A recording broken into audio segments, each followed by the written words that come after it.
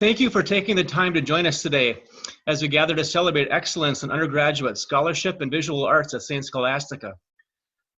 Today's ceremony looks a little different than usual as we are gathered around our computers, phones, or iPads together in isolation rather than in the library. And we don't have the opportunity to enjoy refreshments and healthy snacks either. But this event will certainly be memorable. I mean, there's no doubt about that. The arrangement that we have today does have a positive side, however. It allows for friends to participate from wherever they happen to be. This means we are privileged to have many of our previous winners of the Bede Award, as well as some friends of the library with us. In an effort to make sure the program today runs as smoothly as possible, I'd like to ask you to turn off your video feed.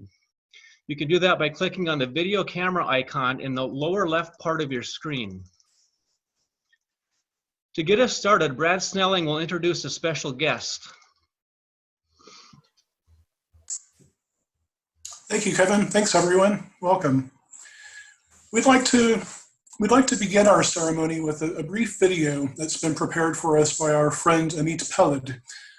Amit is an internationally known cellist who serves on the faculty at the Peabody Institute at Johns Hopkins University in Baltimore. Amit is well known to our classical music audience here in Duluth through his performances with Matinee Musicale, which is our local chamber music society. In March 2018, Amit came to CSS to give a recital in honor of the 100th anniversary of a performance which was given in Duluth by Pablo Casals, who is perhaps our most well-known cellist of all time. Not only did Amit perform the exact program which Casals had given here in 1918, but he also played this recital on the same cello which Casals had used throughout his career. On the morning after his recital, Amit came to the library to play and read a children's book which had been written about his association with the Casals cello, which he toured with until this last year.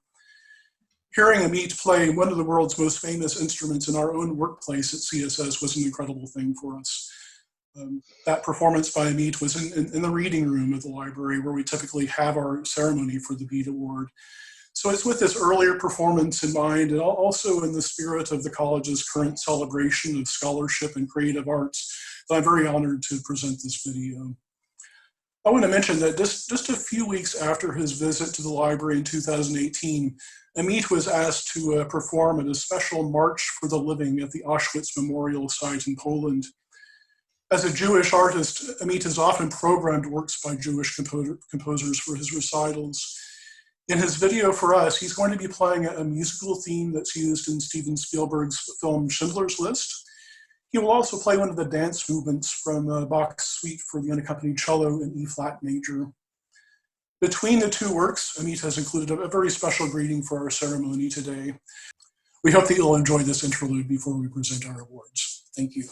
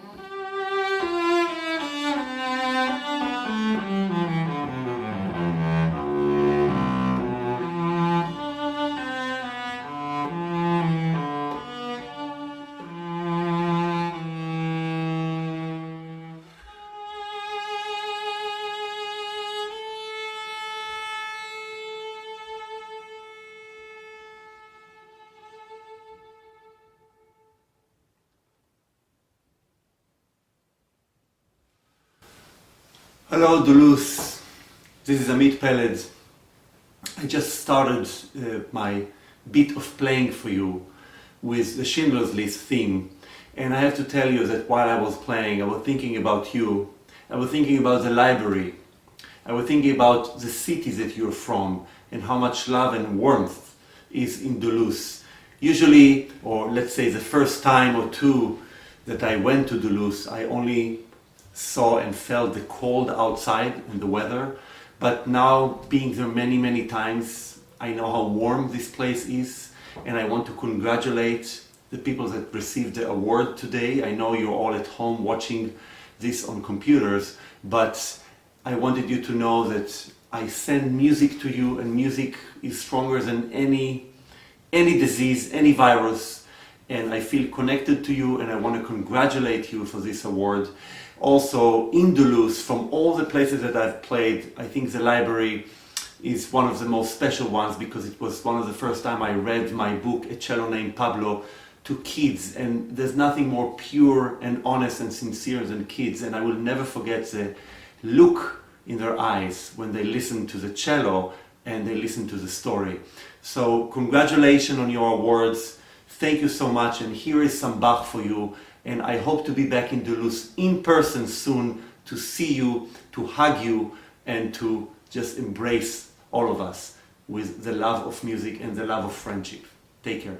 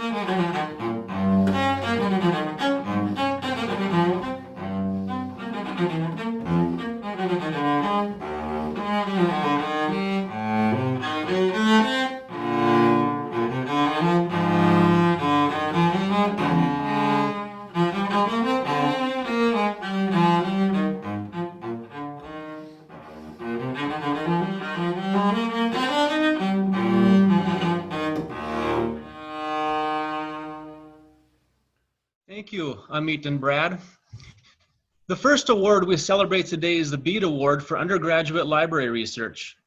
This award, underwritten by the Friends of the Library Group, is given to the student who best demonstrates a mastery of research and information literacy skills in a research paper. Students submit a completed research paper of at least 5 pages, along with a short essay reflecting on the research process to the library. The paper must have received a grade of A or A- and include a bibliography of at least 5 sources to be eligible. The library submits the completed packets to a panel of judges who use a scoring rubric to evaluate them. We in the library would like to express our gratitude to this year's judging panel, comprised of faculty emeriti John Shifsky, Paul Stein, Mary Tanner, and Sister Sarah Smedman. Your work during this time of separation is greatly appreciated. The award is named after Saint Bede, an English Benedictine monk who lived, researched, and wrote during the 7th and 8th centuries. Bede was an accomplished scholar who is best known as the father of English history. His hammered copper likeness, just outside the Sisters' Chapel, can be seen as one exits the college library. We would like to take a moment to share with you what the previous Bede Award winners are up to now. We've created a slideshow for the remarks, which Heidi Johnson will share. Maren Ekstrom. After I graduated from the College of St. Scholastica in 2015, I taught English abroad for 4 years, including the UIC internship offered to Scholastica students. I had the opportunity to teach in China, Russia, and Finland, and also traveled to several other countries when I had the opportunity to do so. I am now in the process of completing a master's degree in international relations at Central European University in Budapest, Vienna. Paul Wojak. After graduating from St. Scholastica, I attended medical school at the Albert Einstein College of Medicine in the Bronx, New York. I graduated in May 2019, obtaining my MD degree. I'm currently completing my intern year at Geisinger Health in Pennsylvania and will be moving back to New York in July for my radiology residency at Northwell Health on Long Island. Chelsea Silvers. I graduated from CSS in 2017 with a language arts and communications degree with a K-12 teaching license and a minor in psychology. Currently, I'm in my 3rd year teaching high school English in Mankato, Minnesota, and I absolutely adore it. We are distance learning right now, and I miss my kids greatly. I am also in grad school for teaching, learning, and leadership at Southwest Minnesota State University. Jamie Simpson. After graduating in 2017, I spent 2 years working as an English TA and international liaison at a university in mainland China, the most fulfilling adventure of my life so far. Since returning to the US, I've been working at a local nonprofit while preparing for a master's in international education at George Washington University in DC in the fall. Erin Burke. I graduated December 2019 with a biology major and a chemistry minor. After graduation, I went on a 3-week backcountry trip to Baja California Sur, where I learned to sail a 22-foot Drascombe longboat on the Sea of Cortez. Currently, I'm working at Animal Allies Humane Society. For future plans, I'll be attending the veterinary program at the University of Minnesota Twin Cities in the fall. This summer, I'll be working as a water resources technician in Albert Lea to protect and restore the Shell Rock River Watershed District. Diana Janet Grundall.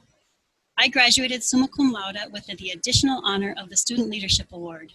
Following graduation, I continued my work for the Safe Haven Resource Center and took on an organizing internship with AFSCME Council 5. In the fall, I accepted a seat on the AFSCME Council 5 Executive Board and accepted an offer to manage Majority Whip Representative 7B Liz Olson's re-election campaign. I have since stepped down from my work with Safe Haven and AFSCME to be a full-time organizer with Take Action Minnesota.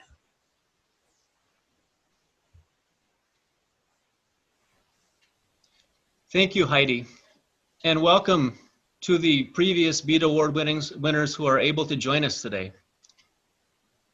I would now like to introduce you to the 2020 Bede Award candidates and read the titles of their papers.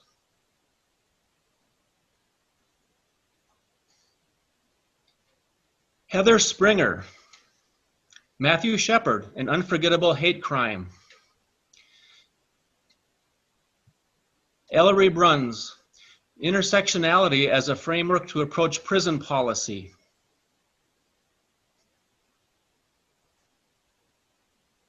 Riley Newton, the psychological processes of sexual and gender-based trauma victims as depicted by Franz Schubert in Gretchen am Spinnrade, Opus 2. Maya Marshall Hoff, the media's word on thawing permafrost. Jack Christensen, the history of race and gendered expectation in American marriage.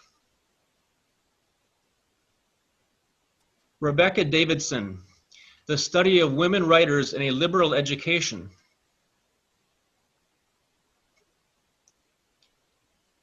Haley Sauer, personality changes in patients before and after developing Alzheimer's disease.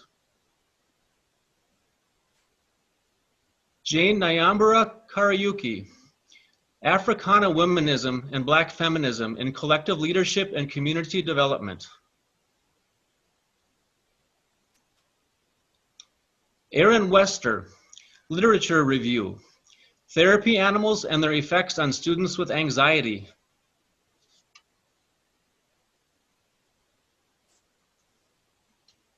Rose Carpenter, the importance and benefits of music education.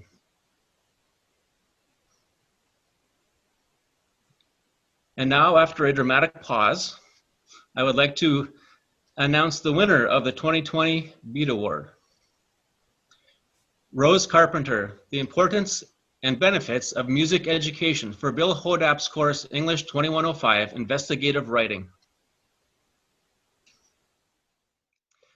Next on the agenda is the director of the CSS Art Program, Associate Professor Sarah Brocky Erickson, who will introduce the next award. Hi, everybody. It's good to be with you all here. As Kevin has said, I'm the director of the art program at the college, and I'm so honored to be with you here today. I'd like to thank the library for sharing this award ceremony with us and honoring our students and their work. Few things could be more important than at this time of year. Given the unusual circumstances that we all are living with, when deciding whether the annual student exhibition should happen this year, we considered many realities our students are facing. Further, in my more than 15 years of teaching at a collegiate level, students' creative works tend to take flight in the last 2 months of the academic year. One may assume this has something to do with the semester structure, but I've come to believe it has really so much more to do with the culmination of 9 months of study of art, history and art theory, time spent deeply considering concept and execution, the collaborative work that they do between students, and connection to topics in all disciplines, not to mention the events of the day and life experiences.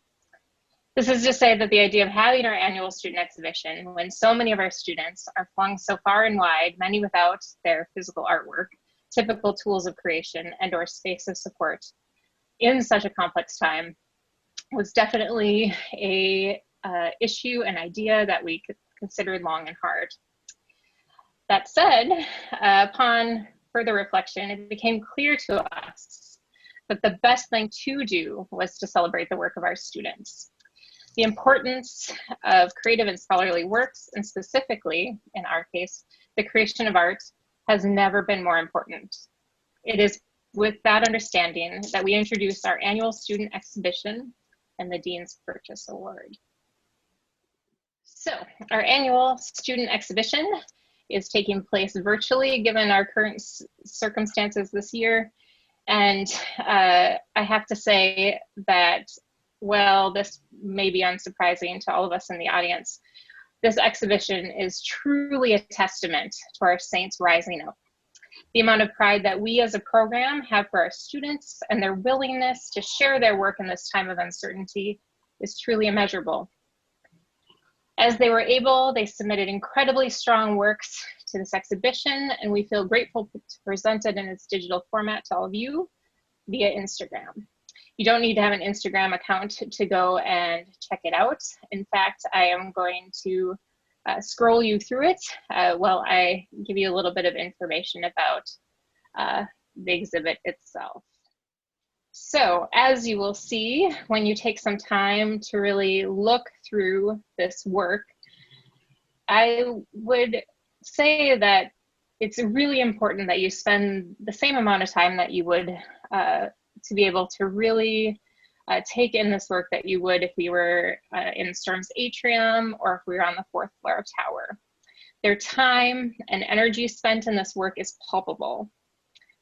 Alongside this really incredible, beautiful work, I'd be remiss not to mention the work of the students that were unable to share for a myriad of reasons. We honor them today as well. For all of our students, create the community we are honored to be a part of. So this work in this exhibition was created by students in all stages of their academic career. We have freshmen represented through seniors, and we also have art majors and minors, as well as students in all kinds of degree plans throughout the college.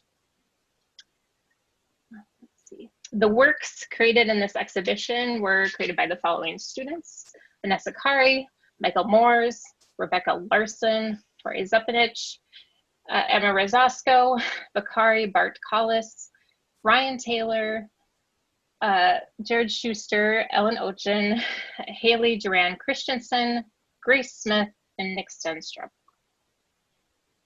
Which leads us to the event of the day, the Dean's Purchase Award. This award was established in the spring of 2019 by the deans of the 6 schools: the Stender School of Business and Technology, the School of Education, the School of Health Sciences, the School of Nursing, the School of Sciences, and the School of Arts and Letters. Each year, as a council, the deans deliberate on a work from this exhibition that they deem the best in show. And one school installs the winning piece in their space as part of the larger permanent collection of the college. This award, as you might guess, is an incredible honor as students enter a part of a collection that includes the work of our esteemed sisters, faculty, staff, faculty emeriti, and alumni. Last year's Purchase Award recipient was Erin Diver's piece, Beyond You, which can be viewed currently in the School of Education. And to the main, most exciting parts of my presentation, our 2020 Dean's Purchase Award winner. We are thrilled to announce this year's award winner will be displayed in the School of Health Sciences. Without further ado, if only I could have some drum rolls. The winner is Michael Moore's Empty Skies, which is oil on canvas. And we could not be more thrilled that this piece will be entering the college's permanent collection, again, in the School of Health Sciences. Please join me in celebrating the work of the student. He is a double major in art and history, and we have no doubt that he will go on to successful endeavors in the future. He is currently in class, I understand, but we will look forward to sharing the good news with him afterwards. Thank you all for joining us in this award ceremony. We have great hopes we can join together physically next year in the library's beautiful reading room. Thank you to the library for creating this beautiful ceremony in virtual space, and to all of you who made the time to join us, who make up integral parts of our beloved community. Wishing you peace and health on this beautiful April day. Thank you.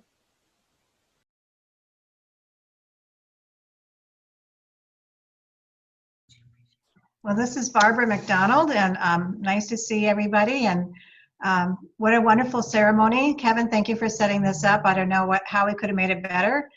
Thanks to those of you that presented the awards. I'm really sad this couldn't happen in person on my very first year at St. Scholastica, but I look forward to next year when we all can be together at the same time for the next year's awards. But congratulations to the students, beautiful pieces. And I really enjoyed the cello piece at the very beginning. That was lovely. So thank you for inviting me. I would just like to say thank you so much. I'm kind of stunned. I don't really know what to say, but thank you so much.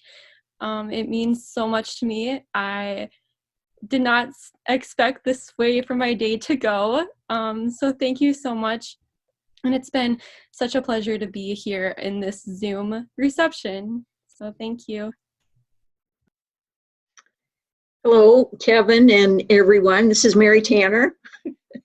Thank you for sponsoring the award. It's such a pleasure to participate in this every year. I miss being in the library. I miss that wonderful cake and refreshments we always have. So I look forward to next year. But the student papers were just so exciting to read. Some of the topics were things that's like I never would have imagined as a student or as a faculty that this is what our students are studying and learning about. So it's so refreshing to see that. And certainly the artwork is something I'm not familiar with at all, but that's so exciting too. So thank you, everyone. Well, again, thank you for everyone who have participated in this. It's been we've made the best out of a situation that was really out of our control. And I also look forward to next year having this reception in a nicely remodeled reading room in the library. I think we do need to end the Zoom session though, because I know there are things going on at 4 o'clock that people need to get to. So thank you again for your attendance. Thank you, or congratulations to the winners of both awards. You do make Scholastica proud.